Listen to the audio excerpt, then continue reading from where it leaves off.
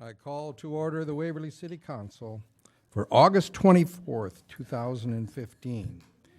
Is there a motion to approve the agenda as distributed by our city clerk, Carla Geyer? Approval of agenda. The motion seconded. Second. Discussion? All in favor signify with yes. Yes. Opposed with no. This becomes our approved agenda. Before we get to public comments, we need to acknowledge a great loss to Waverly and to the city government in the loss of our former city clerk, Joe Rapp. We are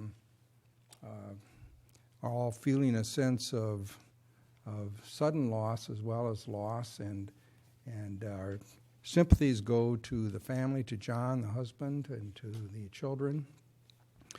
Certainly I'm expressing from behalf of the entire town here that and Joe was close to us all, and she was so wonderful with us as a public and to all of us who were employed here. And so we mourn with the family. The funeral for Joe is Wednesday morning at 10:30 at St. Mary's. So, yes, we again unite our hearts as one town in grieving Joe's loss. Public comments this time. Anything not on the agenda that would like to be talked about?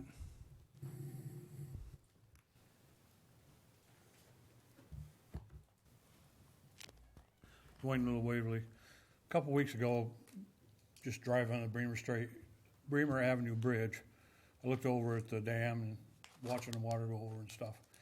And I saw basically pretty much a dry channel from where the hydroelectric things were.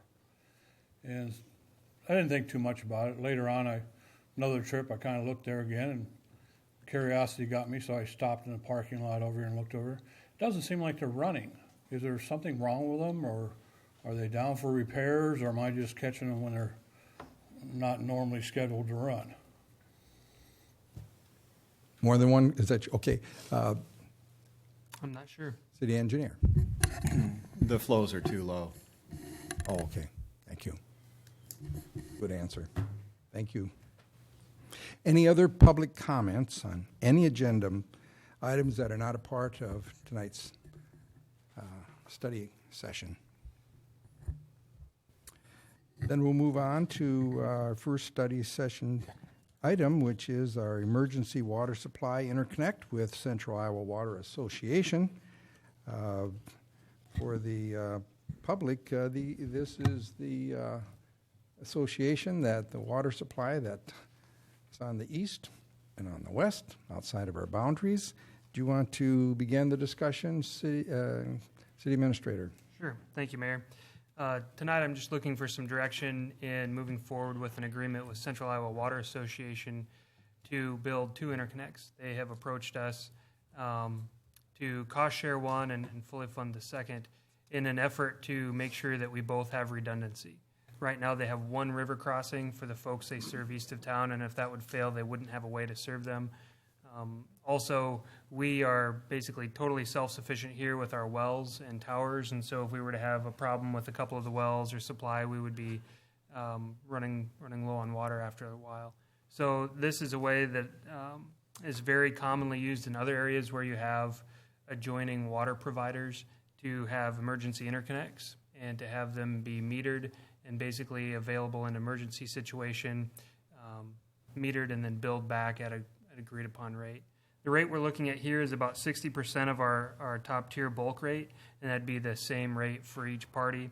Again, we would cost share the main interconnect, which would be over by our well near the CUNA Mutual property and the Central Iowa Water Association property, and then the other interconnect on the east side of town would be installed at Central Iowa Water's expense. So basically, I'm just looking for the nod from council to move ahead negotiating these and bringing back a resolution in the form of a 2080 agreement between the two entities for a 10-year lease, or a 10-year agreement. Before we discuss, I forgot to welcome Barb Benson, guest council person for this month of August, and she will probably be jumping in. She's a good talker, so public know who's doing the talking. Okay, Reactions? Just so the public knows too, so you're expecting it to cost about $40,000 on our end? The 2009 figures were $80,000 for the construction. Central Iowa Water would do the construction based on mutually agreed to specifications, and that number is half of that figure from 2009. So likely if we were to reprice it today, it would be more, but they agreed to go off of that pricing. Okay. I think this came up quite a long time ago. I think I was trying to remember where I was sitting in an audience. Maybe I was here for economic development or something. They came once before. Come a couple times. Long ago, probably before 2000, was it 2006 or 2009? 2006. When they first built it, they came. Right. There were discussions about supplying wholesale bulk water 24/7 for the city. There was- I thought at that time they were kind of proposing the same thing. It was more of an emergency. I don't recall that. There were two discussions. One was about whether the city would be interested in purchasing softened water for our customers. The second one was the emergency interconnect on the west side of town, and that was voted down by the council. I remember it was voted down. So I thought it seemed to me to make sense. So It was within the last 2 years, wasn't it? Or last 4 years, I guess, because I remember it, but or not, maybe not. No, it was when they It first was- built it. I was okay. a guest council person, happened to be guest, so it had to be over 3 years ago. But when they first built it, they came and asked if we could do the connection. The share. And at the time, There's been one proposal since I've been on in the last 5-6 years that That was for connection and for supplying the city with some water, and we'd turned that part down. But I know what you're talking about, Dave, because there was. I don't think there was a vote, but I think there was some discussion When I was within there, my last 3.5 years. So I don't think it was a vote or anything. I think it was a when I discussion. was there, they voted it down. I think that's what Mike was talking about. Right. In regards to softened water, it's been quite a while ago. I want to say more than 10 years ago. And but there was also more for their benefit than for ours, because at one time they were looking at 2 wells and they've only constructed 1 well. So that well goes down, their production of water halts. We have 4 wells. We have tremendous redundancy in our system, and we have the ability to make adjustments. They do not. So, again, this does have some benefit to the city, but it most definitely is to, benefits them more in the long term in being able to keep their system operational. Our benefit would be what, Mike? Well, we would have to have more than 2 wells go down before our system would be strained. This past year we had 2 wells go down, and we routinely take 1 well offline just to service it. So that's very common, customary. We found ourselves in a situation where we had a second well that was having some mechanical issues, and we had to take 2 of them offline. But we were able to certainly continue supplying our customers. If we were to drop 3 wells off the system, depending on which 3, it would be making us very nervous at that point. One of the other issues is we blend our water because of nitrates with our highest producing well. It's out by CUNA Mutual, and we are able to do that now. And so we stay as a system-wide under that issue, and we don't have a treatment issue. We have 1 well where the nitrates are, always running higher than is comfortable. Right now, they're trending back down again. We've never exceeded the maximum requirements, but that's also our best production well. So an interconnect is certainly, think of our electrical system. We're connected all over the country. That's not a bad thing.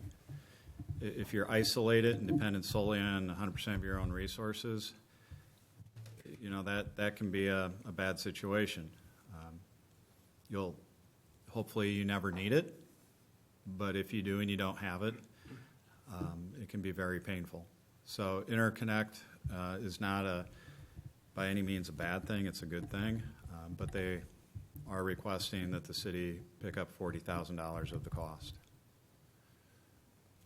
Given their geographic location to the CUNA Mutual well site, are we pulling out of the same water reservoir? Yes. Their softening process removes nitrates. So they have no concern over nitrates. It's a nanofiltration system that not only removes hardness but also removes nitrates. So we're reliant upon having very good groundwater, and to date we have. But we are somewhat susceptible to fluctuations in our nitrate levels, most dramatically at well number 8.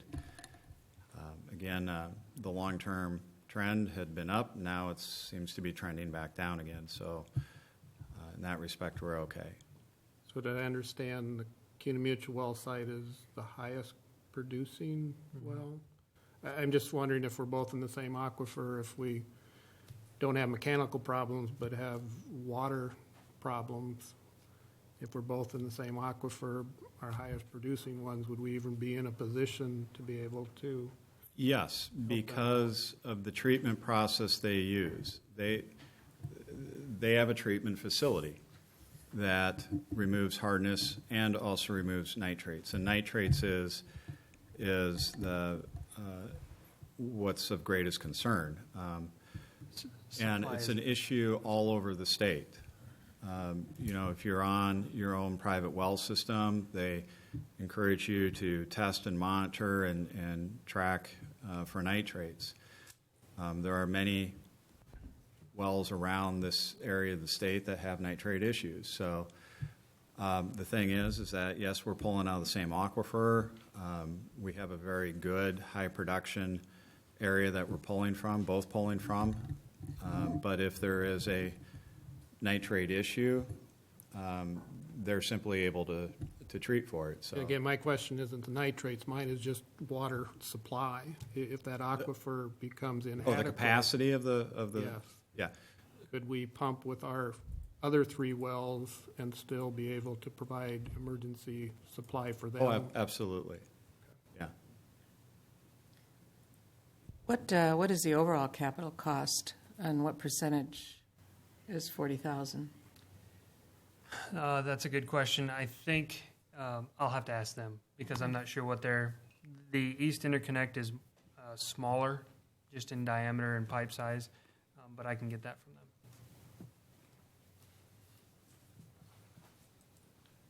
I think maybe tonight you're just kind of looking for really You want us to move forward or kill it? Yeah. Yeah. Yeah. Personally, I don't see any problem with moving forward. At least Agreed. answer some questions. Well, is that what moving forward means, answering some questions? What we would do is we would finalize a draft agreement. We would get the pricing set and the terms set, and then if you have questions between now and the next meeting, we'd answer those, such as total estimated project costs, city share. I mean, has there been a time since you've been here, Mike, that we've ever had a problem where we had to shut down water, or just Waverly didn't have water for any reason? Because I can't remember. But Well, again, we routinely take wells out of service, so having one out of service is fine. Again, this past summer we had 2. One was out of service, another one had a mechanical problem, so that was a concern. The nitrate levels are high enough that, it's like, something we're very concerned about, and we monitor very, very closely. They do fluctuate. The long-term trend had been upward, and now we're trending back down again. Well number 8, if our nitrates exceeded the allowable limits, we would take it out of service for, a period of time. Is that weeks? Is it months? And continue to monitor it. Our concern is long-term, would we potentially lose the use of that well because the nitrates would stay above the allowable limits. That would be our long-term concern. And then at that point, we would be operating on the 3 other wells, but we would have to be looking at making some decisions for the long-term future supply of our water system, and whether that would mean that we would enter an agreement with Central Iowa Water, or whether we would blend our own or build our own treatment facility. We would make those decisions, or certainly need to make those decisions at that time. But wouldn't that be the case whether or not we were in an agreement with them? Yes. I'm assuming then the rate, you would buy it from them at a much lower cost if we were constantly getting it from them every day, as opposed to... You'd weigh that against the cost of building your own treatment facility.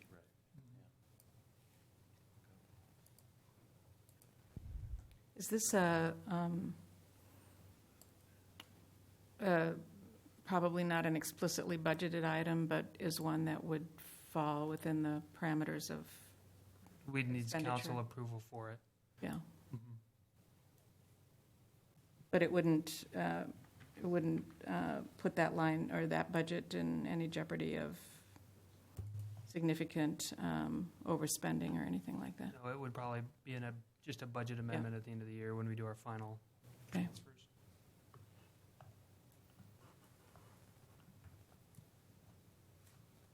Any other way in? I could go either way, I guess. I remember when they came and they actually presented their whole, structure and everything. And I remember when it was voted down back then, they wanted to connect in case of emergencies. But it sounds like we haven't needed it to date, but we may, and it's, I don't know. So I could go either way. What is staff's recommendation?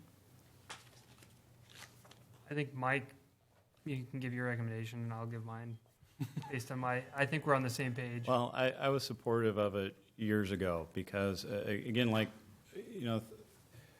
Light and Power at one point had the ability to generate 100% of Waverly's power. That was one of the things that they struggled with. Do we build more generation in town, or do we become more reliant upon purchasing power from outside the community? And then what does that mean when there's a failure with a transmission line coming into the community?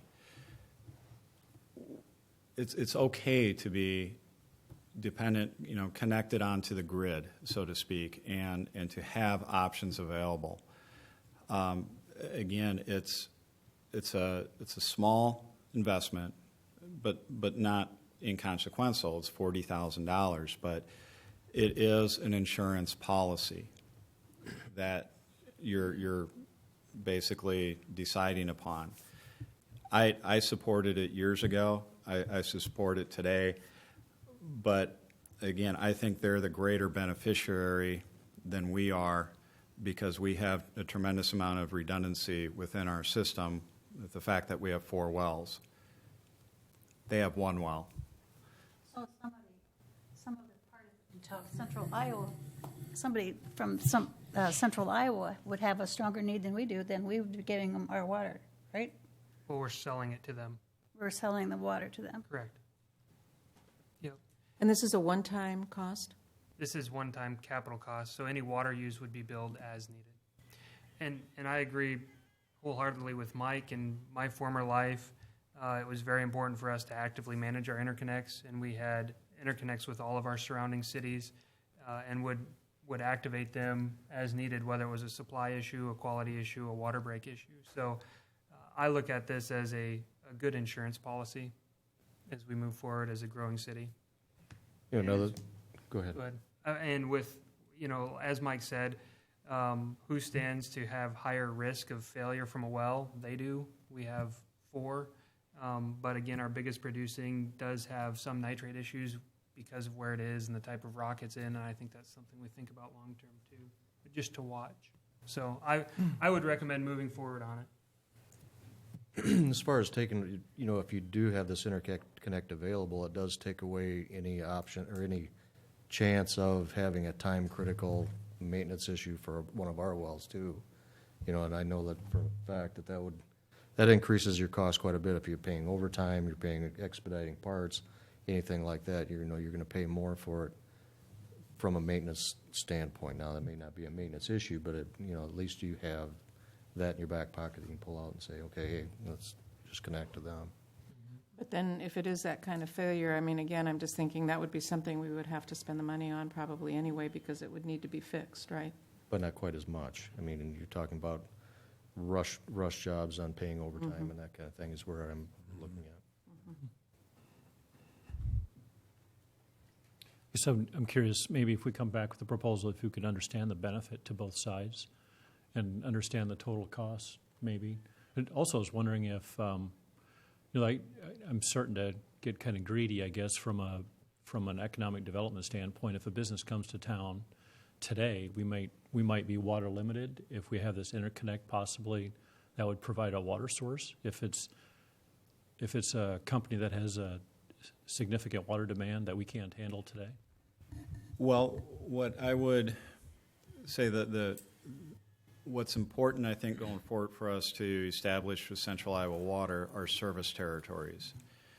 And because we don't want to be trying to outcompete each other. One of our greatest concerns is that as the community continues to grow and expand, who can most cost effectively serve the customers as it grows and provide fire protection.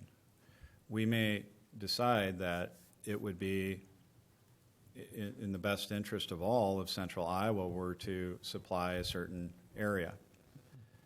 The advantage to businesses may be how important is having a softened water supply. That may be the deciding factor. We already have a community that has 2 different electric companies servicing it. Mid-American services a small part, but as the community continues to grow to the southwest, that may be a greater part of the community serviced. Again, that's okay to have maybe 2 different companies. It provides options. So if it's very important for your company to have softened water, this might be advantageous to them to locate in Waverly but have a softened water supply on the southwest side of town. Councilman Neindorf? I gotta go get some softener salt. I just reminded myself of that. So, no, I agree. I think it's a good idea to pursue this. Makes sense. Go Dan. Yeah, and I'm just thinking back to previous proposals, and I think the reason we turned it down before was the benefit was much more on their side than it was to our side, in a very, very lopsided way. It seemed like I remember that was the reasoning behind not going along with these. But even if that's still the case, as long as the price is right, so to speak, Well, might that's be again, yeah. It's what's the cost benefit Right. in terms of it. And previously, I think it was more negative. Councilman McKenzie, last word. Again, I would just caution us to make sure that we explore the territory part of it. It seems like my memory is that's where it kind of got hung up before yeah, let's just be friends, we'll interconnect here, and then as the discussions went along, they started looking at, can I supply part of the community with water, those type of things. And as we all know, if we can't grow our distribution, everybody shares more of the costs. So let's make sure that we don't give up territory that we can serve and keep costs down. Is that enough? Thank you. Thank you. Discussion item number 2 is our Green Bridge process and timeline. We've certainly had a lot of action take place. And for those on my right who were here last Monday, I'm sure you're somewhat up to date on the conversations. We're going to turn this over to our city administrator to begin the discussions of where we go from here. But we probably have an elephant in the room in terms of Mr. Kay's contributions from last Monday. But with that being said, let's begin the discussion. Thank you, Mayor. Picking right up from last week, I visited with Butch after the meeting, and after he's back from his trip, he is going to prepare that proposal to bring to council to allow him to do more in-depth analysis and come up with some plans. And so right out of the gate, that's how we're moving forward with that. I've asked him to prepare that so we can have that more refined document to see what repairs would look like and what it would take after he's had a chance to look at it, touch it, become very intimate with the bridge to better understand from his perspective. So really then what I'm asking for, what we're asking for on staff is how would you like us to proceed? There is that option there. We've also talked about, and Butch has brought up the Cedar River Parkway Bridge, bridge somewhere in the alignment of 8th Street Southeast, and pedestrian vehicle. I mean, there are a lot of options on the table, and we're really looking for some direction from the council as to do we need to pursue any other options? How do we plan long-term for things like the Cedar River Parkway Bridge and finish that project? Questions have come up about making Southeast neighborhood a little more flood-resistant and projects in that area, which we've kind of looked at just for some ballpark numbers on berming. And so really, we're just trying to throw out there some different questions from the memo about how to proceed. What kind of priorities are we looking for? How do we evaluate those? Who are we looking for input from that we haven't received already, if that is the case? And again, how to move forward. So repair, again, is an option. We have numerous options. There's a letter here that I received today from Mr. Bernsteel from Pennsylvania, who sent his thoughts on ways to strengthen the bridge with added arches and changing travel lanes. And so we have all these options, and I think the biggest question from us is what's next? So really tonight I just open it up for discussion. I'm going to be taking some notes. There are some starter questions that I just put in the memo in front of us. But really I'm looking to take the key from the council as to moving forward now. Thank you. Who is Mr. Bernsteel? He is actually, Don Meyer can answer this question better than anyone. Don? In my work at Wartburg, Charles happens to be a donor that I call on out in Pennsylvania. And it was actually President Colson, knowing Charles, knowing his background as a civil engineer, thought he might be interested to see some of the articles in the Waverly newspaper about our Green Bridge. Well, he took quite a keen interest in that, and to the point where he, just out of the goodness of his heart, wanted to come up with a proposal. So that's the relationship.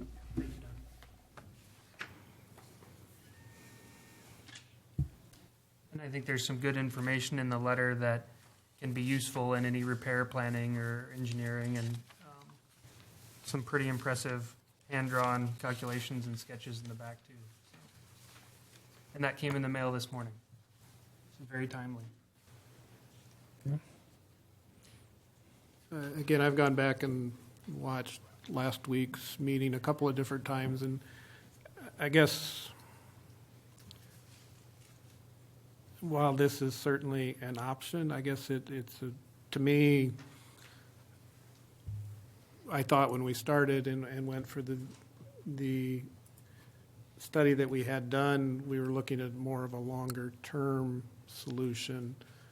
And when I say longer-term, when you looked at the reconstruction 50, 75 years, I guess that's, in my mind, what long-term means, not 6 to 10 to 15 years on repairs and that type of thing. Have we made that switch, or are we looking more short-term with anticipation that Cedar Parkway will alleviate the need for a vehicle bridge at that point? Or I know there was referenced the 8th Street crossing, and I think at the time that was proposed, it was because it's going through a floodway. The bridge itself would be 15 to 2,000 feet long, to get through there. So I'm just wondering if we're really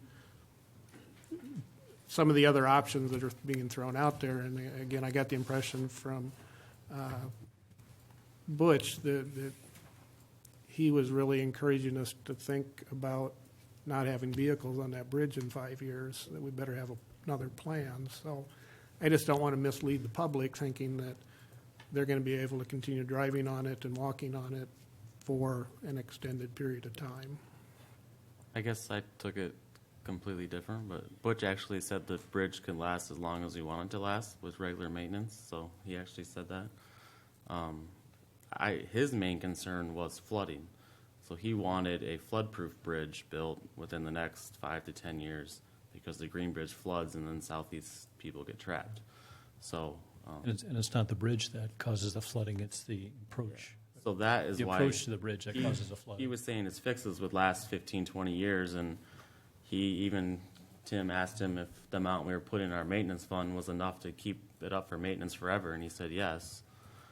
So, but his biggest concern was then we need a flood-proof way to get out of that neighborhood, and so that's why he was stressing those other bridges. But I guess I don't see a, I mean, personally, I don't see a switch. When the bridge was closed, we were looking for a way to open it. And they brought forward a proposal of someone that had experience with older bridges, or maybe that style of bridge. Maybe, Phil, you can correct me, but I understood, we basically looked at fixing it to open it, or maybe what would be a proposal for a new bridge. Maybe someone that could build one that was historical looking, and I think that's what VJ did. I think, personally, I don't think he hit the mark, because I think Butch hit it right on where it should have been as far as fixing it. Basically, a small amount of money, doing the repairs that needed, and fixing it. And then VJ, I think his options might be for longer term. But Butch was very careful when I met with him that the repairs we do should be just ongoing maintenance. And there's really no reason that bridge couldn't continue to be in service if we continue to maintain it. And what he proposed is actually, and I think that's one of the things we can look at long term. What he proposed, if you break it down on an annual basis, is actually cheaper than a brand new bridge. So your impression is that as the next gusset, the next bearing fails, we'll just go in and fix it. That's what that you're would be normal referring to maintenance. as So we're doing maintenance on the other bridges today. I mean, there's annual maintenance on those. We spent $75,000 on Bremer Avenue last couple of years. To me, we have to expect that they're just concrete and steel, and we're going to have to do maintenance over time. And I think that was the problem we had before, is we should have been doing that maintenance, and we wouldn't be in the position we are today. I think past councils have looked at the painting issue, and again, that was hundreds of thousands of dollars, not 25 or 30 that we budget each year for maintenance. So Well, I'm just trying to understand if we spent $75,000 to paint the railing on the Bremer Avenue Bridge. So I think, to me, did it's... we spend that, or does the state? I thought that was a state bridge. Or it was spent. I mean, Okay, it's our money. Again, we're talking city money here. We're not talking state or federal money. So I just want to make sure the public understands when we reference the Main Street Bridge, that is not our responsibility to maintain. I pay state and Councilman city. Lampy, we need to weigh in here a I little pay bit. state and federal taxes myself, so I take a little bit of offense to that. I mean, that's everybody's money, that's taxpayer money, and, if we're spending it not wisely, then, we should really take a look. Can I correct? Your point was, again, Dan, I missed it. You were... Well, you're saying that it's not our money, it's state and federal money. Well, I pay state and federal tax too, so. And I'm not just yeah, I don't think you counting said that that. at all. I just want to make sure the public understands that the money we've put in a maintenance fund is not funding maintenance on that bridge. It is being funded through a different mechanism, so. Councilman Lampy, though, would Mike, you... who painted the rails then? What was the... We reimbursed the state. It was through their contract. The city has some responsibility for the sidewalk and railing system on the roadway, on that bridge. So we got a pretty sweet deal on that because they picked up the bulk of the cost to refurbish the sidewalks, and our contribution basically for that, and the railing was $75,000. But the city money, as Dan It called was city paid money. $75,000. Stand corrected, when I've asked Right, before but- who's responsible for that, I've been told it was the state, so. That was for sidewalk and railing refurbishment. And that's just like along Bremer Avenue with upcoming repairs. The city's going to be responsible for the parking lanes and the drainage, those types of items. But as far as inspecting the bridge, maintaining the bridge itself, the structure, The state takes care of that. There was work that needed to be done on the sidewalk and railing system, and it was in the city's best interest to let them be in charge of the contract and for us to enter an agreement to reimburse them $75,000. It was a lump sum. Appreciate that clarification. So that's where, I mean, I'm, from what Butch showed on Monday, materials only going off of VJ's numbers was like $27,000. Obviously, there's going to be labor and some other cost in there, but for not a whole lot more than we just painted the railings on the bridge, we could fix the Green Bridge, Harmon Street Bridge, 3rd Street Bridge, and have it back up and running this fall. He actually said we could do it yet this fall. It was that simple of a fix. So to me, it's let's open it up. School started. Parents can't get their kids to school. It's actually, this is my brother Brian, who's here, lives just north of the bridge on 4th Street Southeast, so just right across the river from Dan, pretty much. And his neighbors, they all have kids and stuff. So it's actually now a shorter drive. Even though they can see the school from their house, it's a shorter drive to Cary School than it is to Southeast School. So it's just a large inconvenience that we need to fix now. Then we can always plan. If we want to do Cedar River Parkway Bridge first, if we go with an 8th Street Bridge or whatever other streets that we want to do, we got plenty of time to figure that out over the next couple of years. So might as well get it ball rolling and get it fixed before winter so we can have it. Thank you. Well, while I have this on my mind, and then I'll just leave it sit, but you mentioned that an 8th Street Bridge, as far as flood egress, or the Cedar River Parkway Bridge as a method of flood egress. For me, at my location, neither one would be a solution. No, yeah. So I just wanted to clarify that. I mean, you made that comment. Yeah, I get that on your house. But, I On mean, my the house ones and that those get right kind of around trapped in the island there, I mean, they on have my to, island, yeah. Yeah. They have to ferry across or up in the Right. by the soccer complex. I mean, now they can get out through the parkway, which is nice. Right. Anybody on the other side of, is that Brookwood? Not Brookwood Park. Crestwood. Yeah, Crestwood Park. Yeah. Jonkey Edition, that would all be, of course, they're not landlocked anyway, but. Yeah. And that's one of the things you posed a good question about, like a berm along 7th there. A berm, I don't think a berm is going to be the answer either, Well, unless you let water flow through. Well, Mike and I looked at that, and it would basically go where the HESCOs were, so it would buy time, but it wouldn't be flood proof because sooner or later it would come back over 4th Street. The water's got, in my opinion, the water's got to be allowed to to flow through Crestwood Park. I mean, otherwise it's going to go under the bridge, and which would raise the levels on the bridge.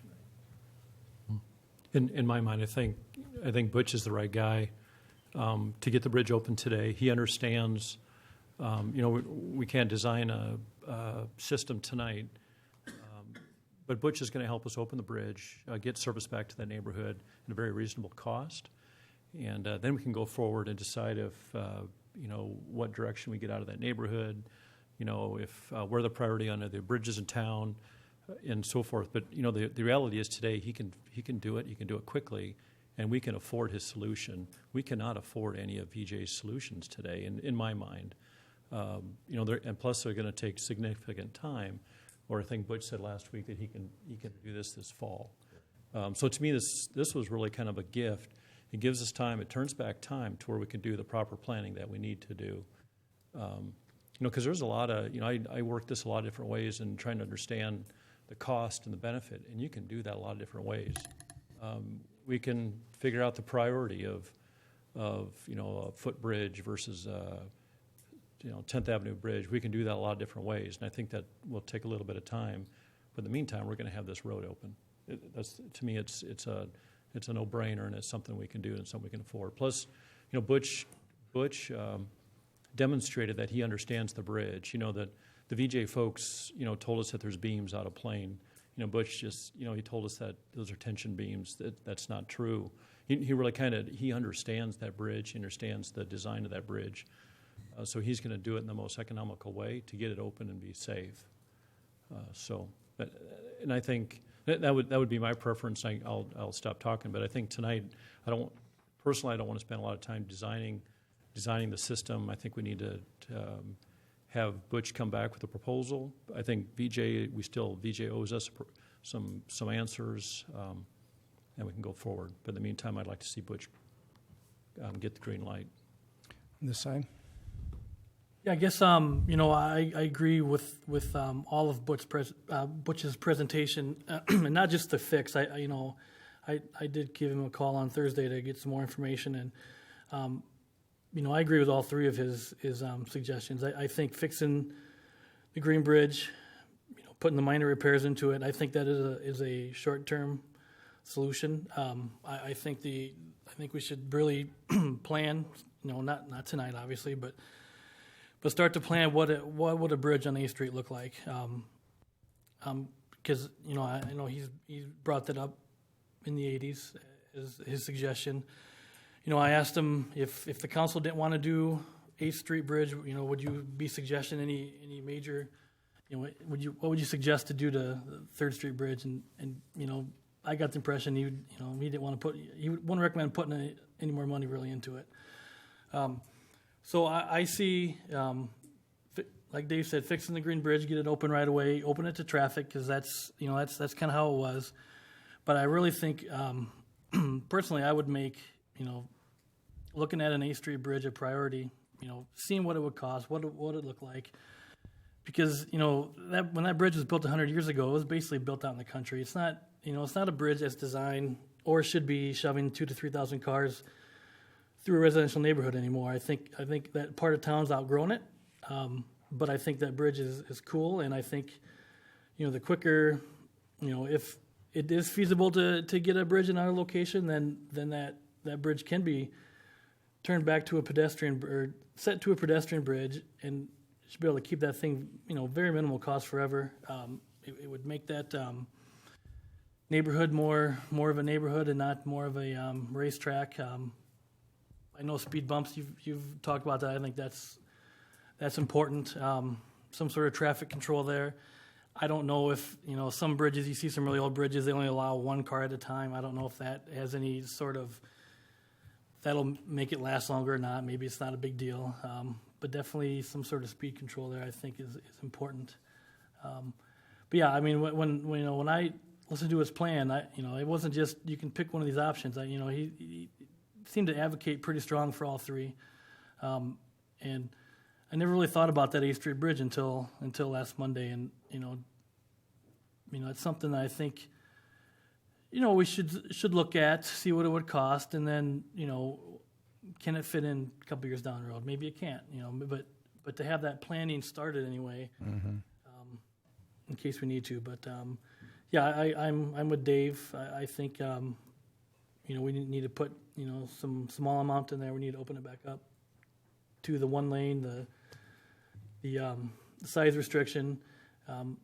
That road should never have more than a single lane bridge there. I mean, that's you wouldn't do that in a new town. I mean, you wouldn't shove traffic through there. So if there's a way we can get it open for a while, and then see what the future looks like.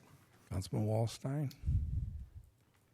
I think in general I'm probably pretty much on the same page as Chris just described. I did not hear Butch say, I guess, that I thought that he was promoting just maintaining it year after year and going on, forever that way.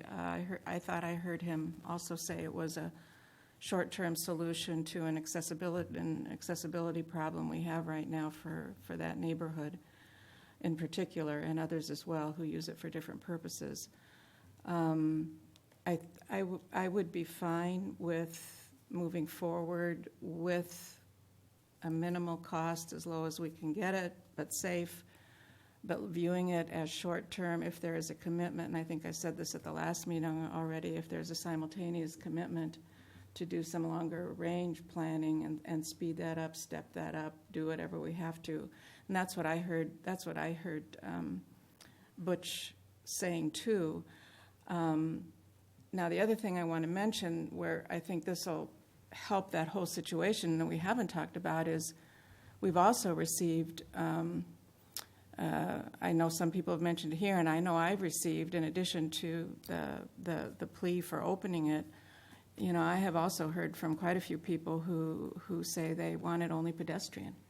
So I think we have to listen to that too.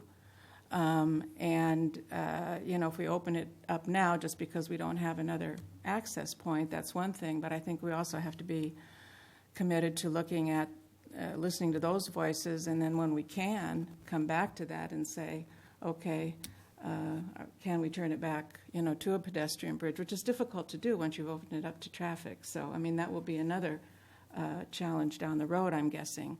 But I think we have to listen to all of the people we've heard from. And I would say that the pedestrian group is not an insignificant group. I mean, they're pretty good size, too, as best as I can tell from what I've heard and listening to some of what you have heard, too. So I guess with those, you know, the caveats of making sure we're committed to a longer range plan and listening to all of the citizens, I would be in favor of taking a look at how we can get it opened up relatively quickly. Pro Temp, could you weigh in? I say, yeah, I agree.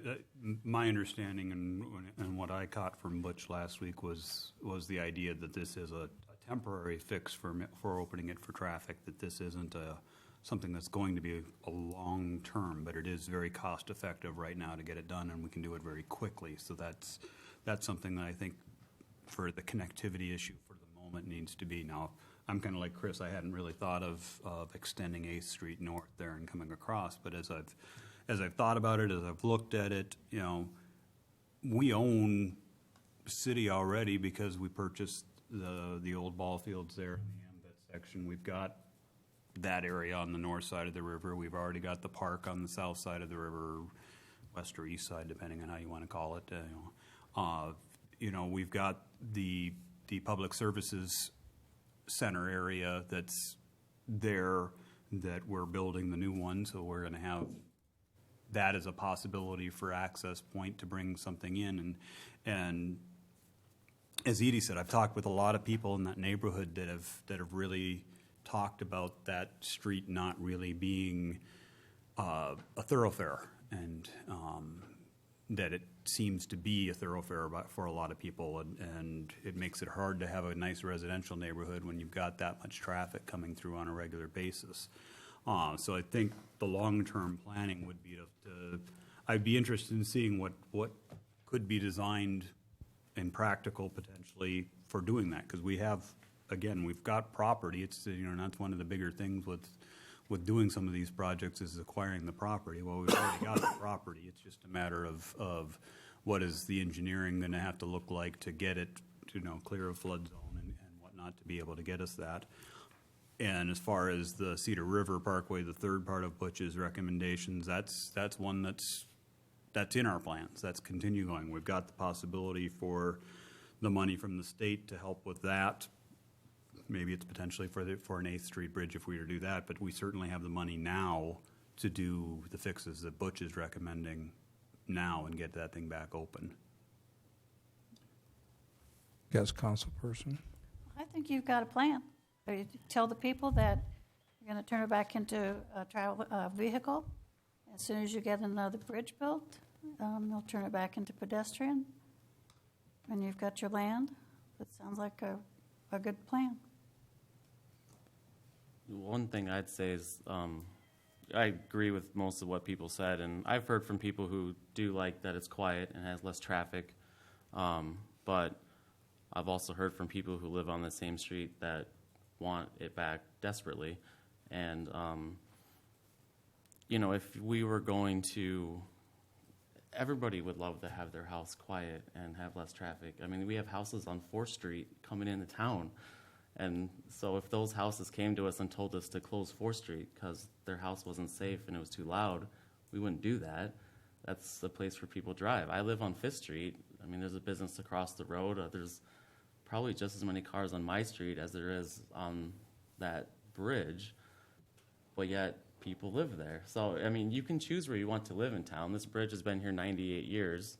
Everyone's house that is there moved there after the bridge was built. So, I mean, I understand what they're saying, and I too would live in a nice, quiet place. And as soon as I find a dead end road with nobody else around me, I'll move there. But my house is where it is, and I bought that house knowing what I was buying next to. So, At least you're not next to City Hall. there you go. Right. But, I mean, it goes to anything. If you move right next to GMT, you're going to have loud noises because they're manufacturing. If you move next to 4th Street, you're going to have loud traffic. If you move next to the fairgrounds, you're going to have the Bremer County Fair and Heritage Days bands playing all night long. I mean, you move over by the airport. There's people that have left Hickory Heights because of the airplanes flying over their heads. But they haven't come in demand that we close the airport. So... But we didn't, right? And we didn't. We have with us from the Historic Preservation Commission, Don Meyer, Chair, and Chris Bronkhorst, one of the lead members. Would you two please like to come forward and share any thoughts that you may have on the Green Bridge? Chris designated Don. Speaking as chair of the Historic Preservation. Flip your mic up so it's more pointed. There you go. Is that better? Yeah. Okay, thanks. Speaking as chair of the Historic Preservation Commission, we are meeting this Thursday, and it's on our agenda to review the options as they've been presented so far. And it's our goal to come to a consensus Thursday night, and we plan to submit a letter with our recommendation from an historic preservation point of view. So I don't want to speak for the commission tonight just because we haven't met yet and discussed it. So, but we do plan to do that. You guys ever looked at give you our making? input. Oh, sorry. Looked at making that a historical landmark type thing? I know it's not right now, right? No, it's not on the historic register. Have you ever looked into that, or? We're going to inquire about that with our consultant. My sense is that, if there were an advantage, funding-wise or whatever, it takes months to get that designation, and I'm not sure we want to slow down the process that much. Well, I mean, not for just what repairs we're talking about, just a long term. Say we move forward with a bridge down, a couple blocks down, and that Sure. Becomes a pedestrian bridge or whatever it Yeah. becomes. I mean, having that designated, long term, I think. We're I'd like to know what the pluses or minuses of that would be. Yeah, we're certainly going to look into that. Yeah. I believe, if I remember right, the VJ report even noted that it is eligible. Yep. It just has not been applied for yet. So it's kind of that would be nice if we were talking this kind of a plan of Cedar River and possible 8th Street Bridge and converting this to pedestrian, to get that designated as a historic bridge and see if there's any funding to help with the ongoing maintenance of that. In the long term, keeping sure. I think, I think it's worth exploring, but, and I don't know much about this, but I think it would be important to find out how many restrictions there would be on us then, and requirements and obligations, and the cost of those. Exactly. My yeah. understanding is that for bridges and some other structures, it's very different than a neighborhood, designating a neighborhood. That's my understanding too. Yeah, so we may or may not want to do that depending upon those details. Yeah. Yeah, but we will certainly explore that and let you know what we find out with that too. So, We look forward to your letter. okay. All right. Thank you. Mr. Meyer. A quick question, have the February 18th report from WHKS on the bridge, have we made that available on the website for folks to look at, or? I'm not sure. I think they were on an agenda packet at one time. They would be on the agenda, but I don't know if they're on. I don't know that they're on just the regular webpage, but we can put them up there. Just all the bridge Three-page stuff. letter. The 3-page letter? Again, I certainly understand the direction we're going, and if, Oh, the actual report. as a council, if we choose to go that direction, I'll support it. But as I read the 2013 report, the 2014 report, and the 2015 report, plus the VG report, they all point to significant sections of loss on this bridge. So I just don't want the public to walk away thinking that if we go forward with Butch K's recommendation, that it's in any way should be considered a long-term one. Right, and I think we do need Butch to, I think he promised us last week that he would put his hands on that bridge and There's take a comments good in the hard look. report that we could fix the 2 or 3 things that are specifically called out, but that's not saying one of the other 100 connection points are not going to fail and put Yes, us in the something same could fall off situation. next, something could fall off this winter, or who knows? He didn't what he say want that, folks but, to I mean, think I that guess this I would is say people watching are gonna know they can make up their own minds on what they hear, and if they believe Butch, they believe Butch. Yeah. And I can show you the YouTube clip of the video where Butch does say that this bridge can last forever if you maintain it, and then he did answer Tim's question as we were putting the right amount of money in to do that maintenance to make it last forever. So you can watch the video and do that again. But Again, I do watched it a understand that couple we of need, times. my main point tonight is let's fix it, let's get it open, and then we can plan for whatever the heck we want later on. So But I guess I would say, personally, I would, just to confirm, I would not walk away from tonight making the statement that we consider this a temporary solution, because it doesn't need to be temporary. right. Really, the longevity of the solution depends on how we determine to fund it and how it fits into 10th Avenue or in this 8th Street. And I wouldn't say that I'm on board with an 8th Street bridge. I haven't seen it. I don't know how it's going to affect traffic or if it's going to be a benefit. So that's, I guess that probably one thing I would leave is I don't consider this temporary. And as I met with Butch personally, and this doesn't need to be a temporary solution. Talking about maintenance, the wheels could fall off my truck when I drive away tonight. Well, I You know, think we'll see all that when he does his actual inspection and report. I Yep. mean, I'm guessing he'll probably, we can even ask him to. Yeah, I be- think we asked be him to clear address about that. Yeah, I think Yeah. that because now we're just interpreting what he said, and but I think we're getting a general feel for where the council's at. Anybody feel that we haven't had their opinions really captured? Good to go. Does City Administrator, are you Got it. feeling we got the pulse here?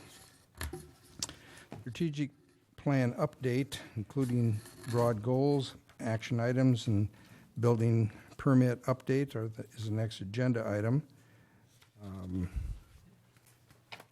This is a wonderful piece. which I It studied. had been a while Sorry. since we updated this, and being a good portion of the way through this year's construction, I thought it was a good time to get these back in front of us, just as a reminder. I'm not going to read through all of them. I know the council can read, and generally I can too. So anyway, this is in front of you to revisit. The first page, the gray, black and white, is those items that we worked together on at the fire station, and were generally continuations of big projects underway. And so it's nice to see that a lot of these are either done or getting finalized, and that allows for us to have a little more of a blank slate when it comes time to our next goal setting process, because so much has been accomplished. And the reason I kind of put everything together was just to give updates on goals, but then also to look at our kind of 7-year plan, which is towards the middle of this, and really look at what kind of is currently on our list for out there over the next 2 or 3 years. We've talked a lot about maintenance. We've talked a lot about infrastructure.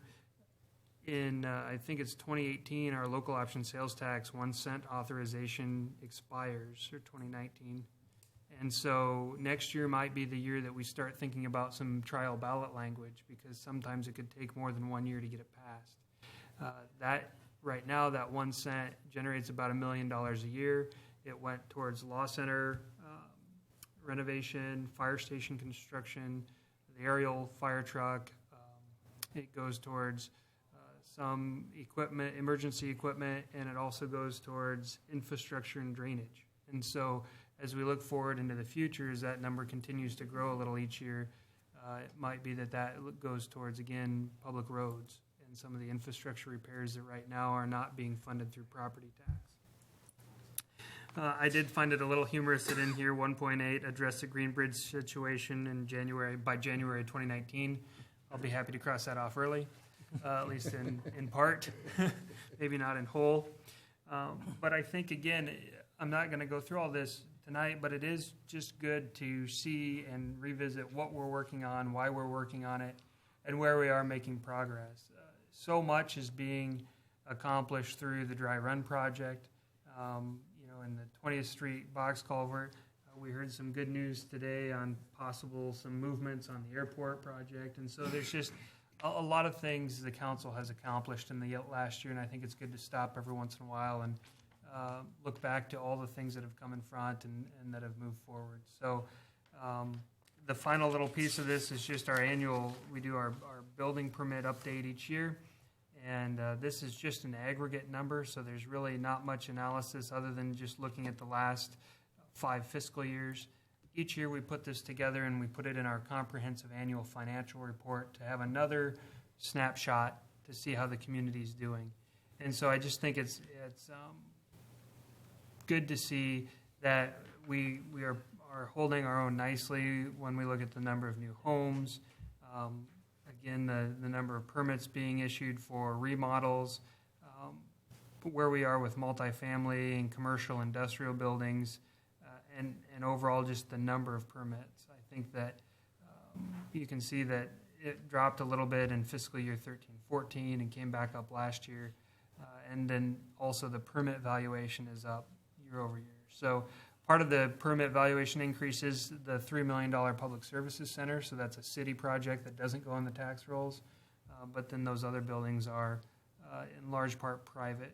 So again, I just wanted to take time this evening to come back and kind of see where we are, where we've come from, some of those goals that are still out there in the future right now on our communities plan, and then take a quick look, because we talk a lot about buildings. So take a quick look at building permits for the last fiscal year ending June 30th, 2015. Could you give a little flavor to the number of new buildings valuation, the 12 million figure? So that figure is the permit value for building permits pulled from the county in aggregate for the fiscal year 2014-2015 for new building valuation in the commercial industrial. Right. So that's what drove, that's a high number. Public services. Public services is That's $3 million one. of that, so the rest, the other $9 million is. Just here and there. Mhm. A lot of Yeah, I here don't and know that there. we have any. United Equipment had a large building that they built. Okay. What else? Some commercial buildings along 10th Avenue. Yeah, well, Oh, yeah. Sports Street too. We also had Hibbett Sports. and Hibbett Sports, Dollar Tree, all Farmers new. Bank. Farmers Bank was Yeah. new. Yep, yep. A a wonderful I don't think there number. was much out in Northwest. Yeah. Maybe next year. Star at some point. It's kind of interesting, the new homes. I mean, it's 22, 25, 35, 25, 29. We seem to always be pretty consistent in that number of homes, which it's growth. I mean, but we're not growing at an insane speed, but we are growing. But Right. It's that, what Mike calls that stable, sustainable growth that's easy to keep pace with. It's not the 55 to 70 like we had way back when, but seeing that the values and the numbers are holding steady, I think it's good to see more interest in new development and some new developments that you guys have acted on recently, which will again have a lot more housing starts next year. When they go in, it's kind of exciting because we were worried about running out of lots. So yeah, and like we had 4 duplexes last year, but we just approved that northeast area, which is all be new duplexes. exactly. That alone will beat that. Yeah, so there's the potential for 5 duplexes with 10 units in there. Sure. So, yeah, I think that's where the most recent ESRI data projects that we continue to grow at that about 1% per decade, so about 1,000 people every 10 years, and that's where we had been over the last census, and seems to be working for the community. And the good thing about commercial industrial buildings, they add to the tax base, but they don't always add to the service demand like homes do. So while it's good to grow homes and people and great for the schools, it's nice to see those industrial commercial buildings that can add jobs, tax base, and be more of a daytime use. Again, more just information sharing. Happy to answer any questions that come up now or later.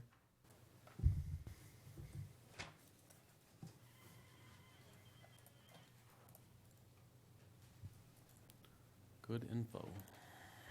This might be a question for Bill, but I know in one of the updates you sent out recently, there was a housing study, economic study that Waverly Homes had not necessarily completed, but the government completed on behalf of them, and that had a lot of good marketing data in it as far as what we're drawing into the community and the type of businesses that we seem to be able to strongly support. I'm assuming that gets shared through your contacts with economic development and. Yeah, it is.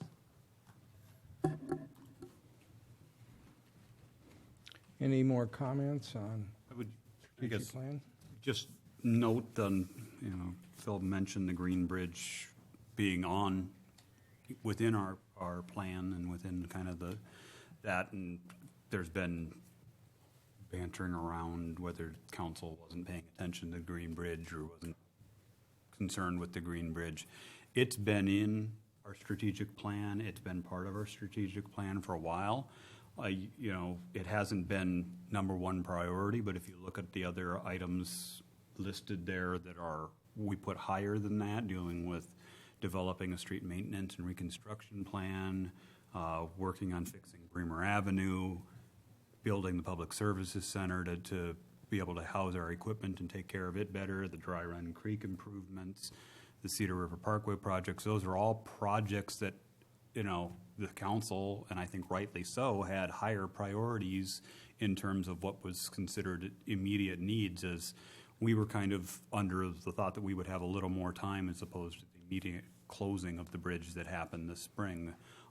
So it wasn't something that we were, pushing aside and not paying any attention to. It was on there. It just wasn't with the other priorities on there, focusing on Bremer Avenue. How often do all of us hear about Bremer Avenue and what needs to be done there? Or 4th Street or those kind of things. So it is, something that's always been there, and it's always been been on our list of priorities. It just had never really risen to the top.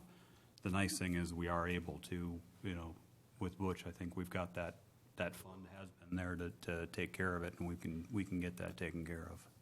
I guess one thing I'd like to see come out of all that, and I kind of agree with Tim, but like Dan McKenzie said, after looking at the actual bridge inspections from the last 3 years, they look pretty bad. We were never presented those actual inspections. We never saw those inspections. We never saw the pictures until after the bridge was closed, and that was all the way back. So maybe had we have known that the bridge was in that bad a shape, we may have moved it up in priority lists and done maintenance earlier before it was closed. But for future reference, I would like to see any time a bridge inspection is done that it's published on the website and we all get to see it, and if someone can propose it, to us, it would be just great information to have on all of our bridges so that we know the state of them they're at, and that helps us prioritize things, because it's hard to prioritize when you know that something's old, but you don't really have the report in front of you. So Minneapolis learned a very sobering lesson on bridge maintenance. And, we probably shouldn't put that in the same category. That's a whole different situation. It is. Sorry. Yeah, that wasn't because Didn't of mean to rile. That wasn't because of maintenance. No. Whatever. Yeah, I don't want to send the wrong message. But I think what Wes was saying, I think, is important. Maybe going forward, a lesson learned from this is how to make sure that the right things are in place so the roads are closed. If staff says, "Hey, we got to do this, or else we got to act on it," and maybe that's and what Wes is saying, we didn't have that information, so that could be a Well, and what I would change in the say, future. what I would say is having been in these strategic planning sessions for several years, and you know, other council members and I that have been on it, we have, this Green Bridge has been brought up at every strategic planning session. It was brought up that we need to make a decision, we need to be thinking, planning, doing something on it. It was always there. It just, we had other priorities that we placed in front of it at the time. It was never that we didn't say, well, no, we don't want to do anything with it. It was just that there were other priorities that we were focused on. And That's yeah. Yep. About 4 or 5 years ago, though, the city recommended getting rid of the Green Bridge Fund and spending it on something else, and council fought to keep it. So during a budget session, so. Well, but remember the discussion was $20,000 a year or $100,000 isn't even enough to paint it. So if it comes time when we do a project, it's going to take a lot more than is in the fund. And so my question was, do you want to keep putting $20,000 a year in there out of general fund money when we know that a project Right. But this theoretically was would be before your time. Well, I remember asking the same question though about what do you want to do with that annual transfer? And Butch's comment about what's in there now is enough. He was very clear to say excluding painting. Right. Yeah. That'd be not tonight, but maybe when he has some history of that. Why did it get painted green to begin with? I've always wondered that. It's been not green way more than it's been green. It's been silver for Silver Bridge or we'll call it the Silver Fox Bridge or something. But going forward, that might be something to talk about. It doesn't need to be silver. painted at all. I mean, they build bridges now. They don't like one in Charles City. They don't even paint it at all. It just kind of Different steel. turns this cool. Yeah, so maybe it has to be painted. All right. Okay, at least I think Bridget we is. weighed in on the strategic plan and the permits. It was there's- all very helpful. On a very much lighter note, and I'm guessing it's just a typo, but under develop the city's parks, green spaces, and trails, supporting the pool project, the completed by date is December 201, which was a long time ago. That was phase A, the planning and Hole in the prep. ground. We got her done. Dug a hole originally. Yeah. Probably still Yeah. glacier. Used to be just a big hole. Right. Look into that. I think a digit fell off I somewhere. think so, too. Sometimes that happens. Okay, moving on. We have tonight, reports, boards and commissions. We have the monthly financials, which are not insignificant. This looks like Jack's last hurrah. Yeah. He gave us the full I have some throttle. questions. Can we get him on the phone? Yeah, let me dial him up. Let me text him and see if he's available. Bill says legally, no. Yeah, I don't think yeah. Oh, we can always find him. We'll send the sergeant Gone at off the arms grid out. on us now. All right, I Yeah. want to ask my question. But it was a very fine piece, and any last comments on the financials? I quickly learned that the clerk who did this is the treasurer. So when it says clerk report, we're talking about the treasurer. So any comments on Jack's good work? I just have a question on the workers' compensation, since he made note of the fact that, it would have, is it a significant adverse effect on the budget? No. Okay. It's something that by the end of the year, when we look at the operating, it just looks, it's more than budgeted, yes. Yeah. And it looks significant now because it's the main payment that we've made for the year. Okay. And so as a percentage, it looks huge. But usually by the end of the year, with overall savings in the department's accounts, because it's in each department's own budget, it balances out. Okay. Any other questions on? Then we will officially receive that report. Staff comments. No. Okay. I've talked enough tonight. Yeah. City council comments. Let's go my right here. Generally, it seems like the detour is working. Have we had much problem with congestion, accidents, those type of things? Certainly, we have congestion during peak times, during high traffic volume times, but I think a lot of people are finding alternate ways. It does take more than a few days to do that, and we have not had a lot of accidents, no. Well thought out plan. Thank you. NIP? Well, I think at least we have some movement on a plan for the Green Bridge. I'm anxious to see what Butch can come up with, not only for repair, but what he can come up with for long-term solutions. So look forward to those conversations. Yes. Thank you. Councilman Resnick. I was just going to say, some time ago I proposed taking a look at a housing strategy, and I'm curious where that's gone. I think the plan was to look at different commissions and see what they were going to do and stuff, and I found in the June Economic Development Commission minutes that they voiced concern of doing that, decided that they didn't want to develop a housing strategy.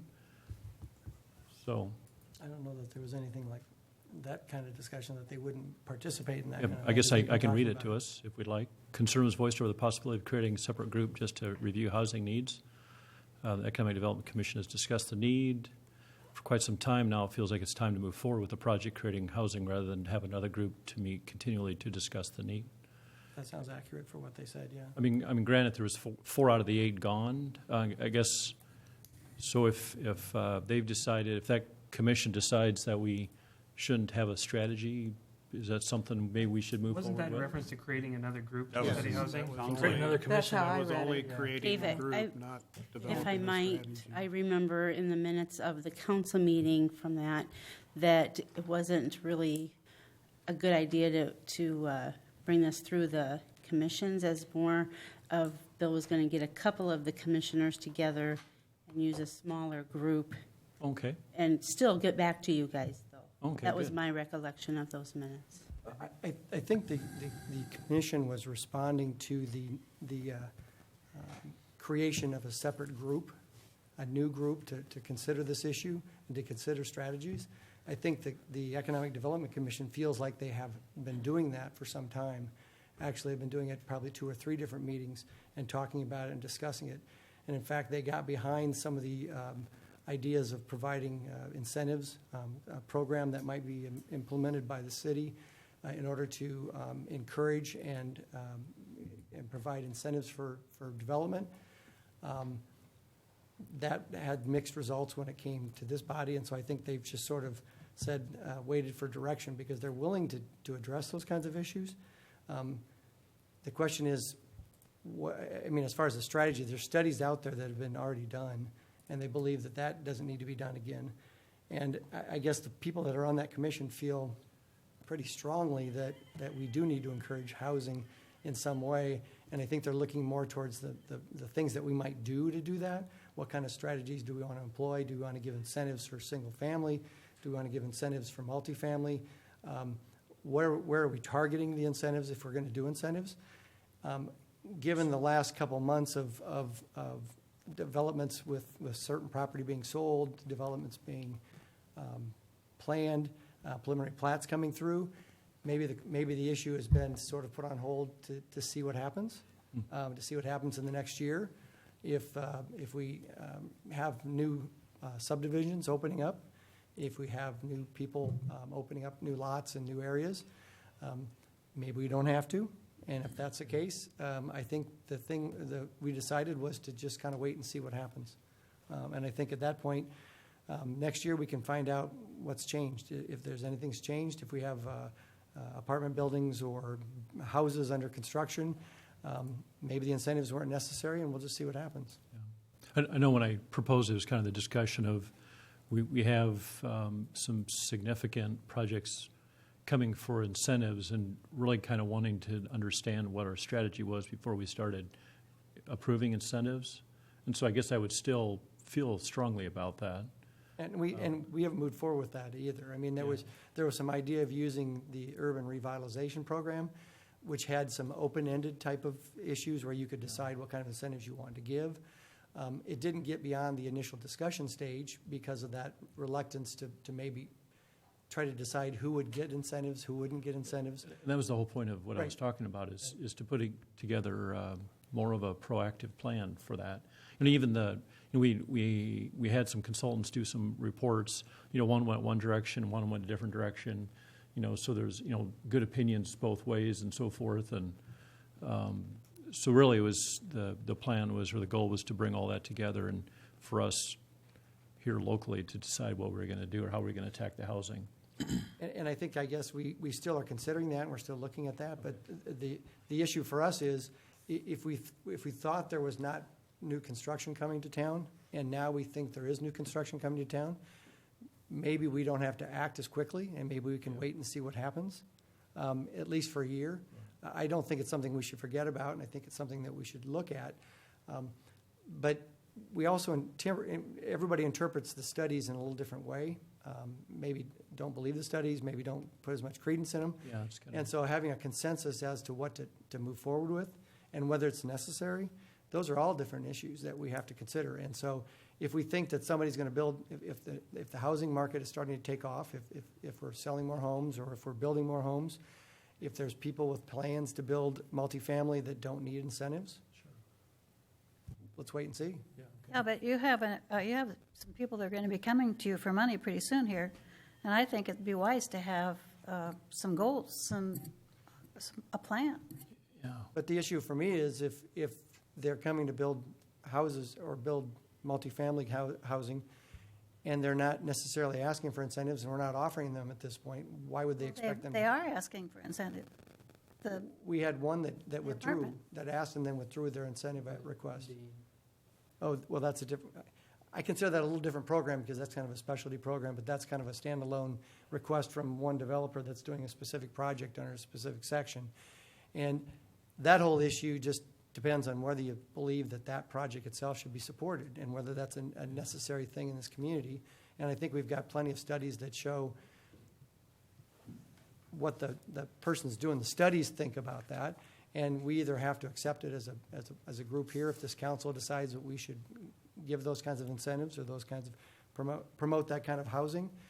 I don't know what else we need to do at our level, because I think our commission has said time and time again, why would we turn down the ability to take outside money and bring it into our community? And especially with regards to the Dane project, they actually, I think, made the recommendation that the council support that project for that reason. And beyond that, I'm not sure what you're asking us to do as far as a commission. So it sounds like you're moving forward with putting together some kind of a proactive plan. I guess that's my expectation would be that there'd be more of a proactive plan to where if people come forward, and even the Dane project, I don't consider that a special situation.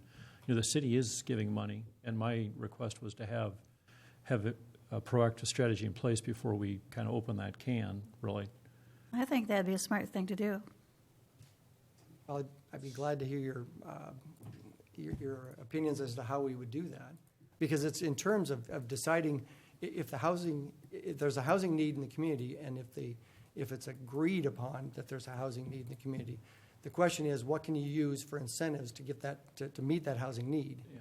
And if there's plans out there, if there are, and there are plans out there, and they're pretty set in how they're given by other communities.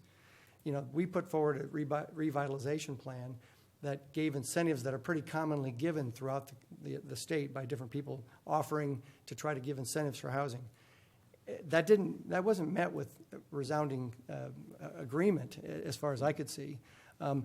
Beyond that, I don't know how else you measure except to believe the studies that say that there's a need for housing in your community. We've already done a couple studies. The most recent one that was done for Waverly Homes was an interesting third-party study that I became aware of that indicated that there was fairly low vacancy rates in the community, and that there was a need for more housing on all levels. And at what point do we do anything more than that? I mean, are we going to have more studies? No, just how about a plan on what you would plan to help them with? I mean, if you're going to help Dane, somebody else is going to come and ask for your help. What is your plan? What is the procedure? That was the urban revitalization. But all that was is just an incentive thing. It's just, even I'm looking at the May 12th meeting. There was a question of talking about they would look for, if I can find it back here, looking for feedback on discussion of all the pros and cons of local incentive program. It was stated that council would need to discuss how many units they would like to see built each year so that we don't overbuild. So that's, some of this discussion is why I prompted to have that proactive plan. So they were asking the questions, but then the next meeting they said, well, we don't need to. So I guess I was just looking for an update on, maybe I don't want to open a long conversation tonight. I was just kind of looking for an update, but maybe that's something to discuss. I think it'd be vital because Waterloo has overbuilt. And so now you see for rent signs everywhere because they overbuilt. So nobody's happy. Thank you, It David. is a long discussion to get into because Yeah. there are so many different factors and so many different opinions on every side. And it's just, I'm glad to talk to you about it individually too. But so. thank you for responding. This side. Pro Temp? Well, I just thought council could possibly recognize kind of the celebrity, Facebook celebrity we've got. Oh. Kind of nice, it does kind of reflect on kind of the attitude that we like with our police force in general, and it's nice to see that it carries over, on and get that kind of publicity or kind of just kind of that image out there that we do have a good police force, and maybe not all the most graceful with on last week, but that's I don't use Facebook. Could you expand maybe, or? I'm sorry, I'm probably the only one in the world, but.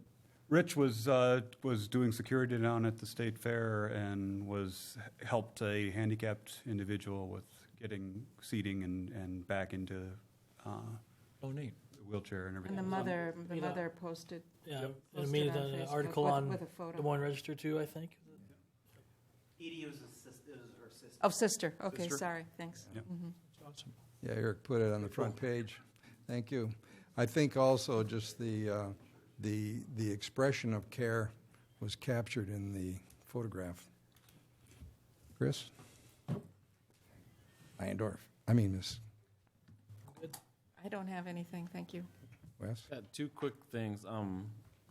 A citizen has asked where the 3,200 cars per day over the bridge came from, and I know staff has said that in the 3,000. past, and I know VJ used it in their study, but I don't know. Yeah, VJ actually didn't put it in their study. He maybe when we mentioned talked, it when he was here, Yeah, we but- mentioned 2,000 to 3,000. We have the traffic counts here. I know they don't deal, they don't always check the same roads every year, but at So one in time- general, I'll just put them up on the screen real quick.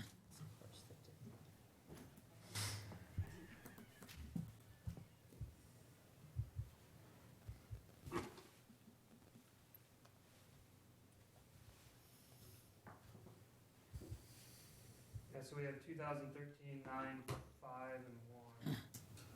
Lens cap. We didn't go back.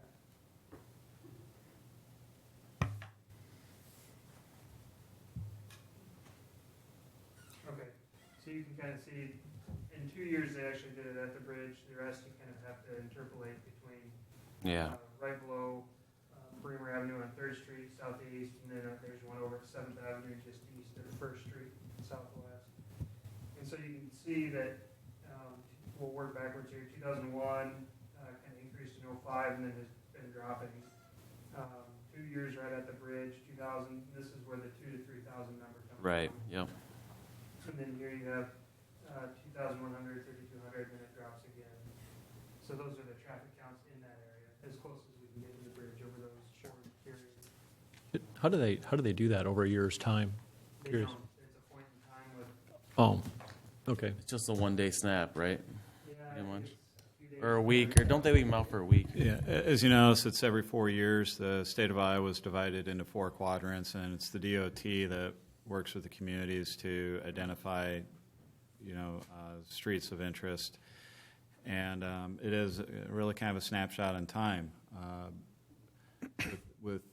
in each year, these 3 locations, they may not even be counting on the same day because they only have a certain number of counters. So they may, within a community of Waverly, they may shift them around over the course of a week. And so it is truly just kind of a snapshot in time. And you do kind of look for trends. But again, It's not exact science. It's just- not, right. no. It's just more of a picture. Yeah. You're trying to get a ballpark. Yep. I just had someone ask me where that number came from, so I knew it had come from some count somewhere that we had. So. 2,000 to 3,000. Okay. I always thought it'd be good to know, is it mostly one, is it even, is it mostly one direction? I know it's hard, it can be hard to go south because that Burger King crossing was always hard to turn on. So maybe people coming into town will be more likely to cross the Green Bridge. Mm-hmm. While if they're going out of town, they might take Bremer. And now that 10th Avenue is open, will they see, I don't know. Yeah. We're trying to figure out where the 700 to 800 cars went over the bridge, but didn't go on 7th or on 30th. Yeah. Party at Dan's, maybe? They probably counted those on different days. That's the whole thing. I mean, that's why it's kind of weird. Yeah. So, yeah. My only other thing was, we do have a bridge maintenance fund now, and then I'm assuming we're going to start building some sort of fund. If we decide to go forward and build a new bridge at some other place, but I'd like to see us do that with one of these. It's like savings account funds that we have, like for the W in the library, where we earn interest and stuff in there, if that's possible. I mean, if we're going to plan something 10 years out, that's a $3-some million project, and we're going to put $100,000 or so in the budget every year toward it, or whatever we do, we might as well be earn interest on it while it's sitting there. So, just an idea. I don't know how laws all around that. But Everything is in an interest-bearing account. It just depends on if you put it marked specially, special, okay. or if you're running it through like a foundation or something like that. Could have bought some stocks real early this morning when they were down. Yeah, no kidding. And sold them today at the end, and Like right away early this morning. yeah. Nope. Good idea though for long-term hold.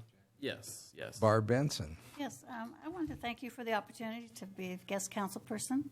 Thank you. I have high respect for all the time and effort that you folks put into this. I can see where it could be a full-time job as you delve into topics. And I'm really proud of those of you who have been doing some delving and getting down to the nitty-gritty.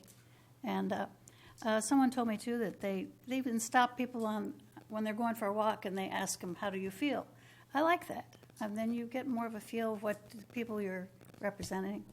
I don't know if you saw the newspaper article about the council in Cedar Falls. There's a guy running for mayor, and he said, I think this council and the mayor are failing to listen to the citizens of Cedar Falls.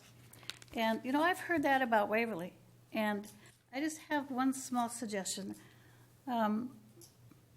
In running my business over the last 30 years, there's always been issues. And I listen to everybody. I go home, I think about it, and then I come back and we try to solve the problem. That way, they feel like they've had their input. And I think, if you folks have pretty much decided what you want and then listen to the people, that doesn't turn out too well. I think people like to feel that you are paying attention to what they're saying and that you respond to that in your decisions. So, and also, always goes along, the more fair and honest that you can be, I think the more people will respect you. Thank you. It's been nice to have you for 3 sessions. A few mayor comments. Mainly, we need to remember the middle school, which initiated the sculpture that we now unveiled on Saturday. Luke Tobin, Aubrey Hall, Seth Ackmeyer were the 3 winning contributors to that sculpture. We need to thank the UNI, Professor Stancliffe, for his work in putting that together. This is Waverly at its best, grassroots up. All of a sudden we have something that enhances and uplifts, and so we need to thank the middle school. Chelsea Meyer was the art instructor that incubated that, and so we can feel very good about Coleman Park and the amphitheater, and now this wonderful sculpture. Again, we'll remember Joe Rapp in closing, and her great contributions to the city of Waverly, to the city administration, and to the public for all that she did. Any other comments? Then we'll adjourn with a motion. Motion to adjourn. Second. All in favor signify with yes. Yes. Those with no, adjourned.